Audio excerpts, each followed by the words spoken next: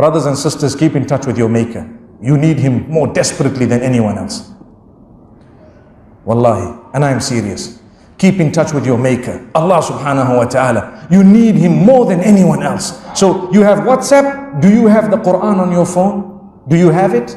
And subhanAllah, people might say, well, if I do, how can I go to the toilet and so on? There are rulings issued by the ulama. I can very quickly make mention. If your application is open, you should not use that phone to go into the toilet. But you close the application, your screen is blank, meaning it is closed completely. You can go in, there is no harm. It is something digital. It's like a hafiz of the Quran. If he's reciting the Quran, he cannot walk into the loo, but he is quiet. The Quran is in his heart. He can go in. And he must not waste time in the toilet. That's another beautiful teaching of Islam. When we go to the loo, we are not going there to have fun. You know, if you go into some loos, you see magazines, especially those in some places who play golf. I recall very clearly when I was a little bit younger, I entered one man's, the loo in one man's home, and on the top, the shanks at the top, he had the rules of golf.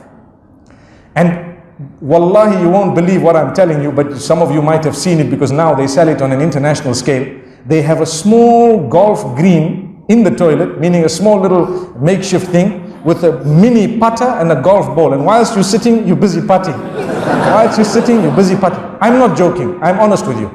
You can Google it and check it, but please don't buy it. So they're putting. Why? Because they're wasting their time. We are taught as Muslims, you go to the loo, it is known as liqada il-haja, in order to finish your business. You go in there, you relieve yourself and you come out. There is a dua to read before you enter and as you exit. To ask Allah protection from the devil, because we are taught that sometimes shaitan infests those areas. So you go in and you come out. Please don't play golf in the loo and stop reading magazines and all that in the toilet. I know, so much so that last week someone sent me an image on WhatsApp, and I must share this with you because I just remembered it now. And it showed a man sitting on a pan. And he said, oh no, I forgot my phone. Do you know what that means? That means people have made it their business that before you go to the loo, look for your phone. So that you can spend time. Now you're sitting on WhatsApp, messaging people and so on. You know what happened to me a few weeks ago? I can't remember which airport it was. But there was a man speaking inside the toilet. I was waiting to come out. And he's busy having a long conversation.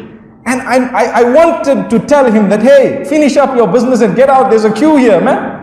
And he was like, if you offered him coffee, he probably would have said, okay, thank you very much. This is dangerous. The reason why I'm making mention of it, this is what is overtaking the globe at the moment.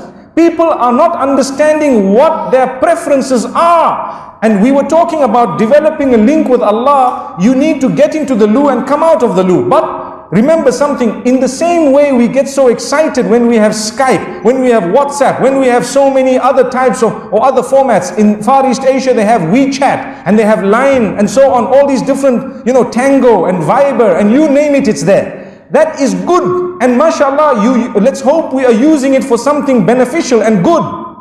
But ask yourself, have I developed a small relation at least with the one who made me? When I go back to him, everything else will remain behind. Everything else will remain behind. We look for the latest phones and so on. Have you even used technology to get closer to Allah?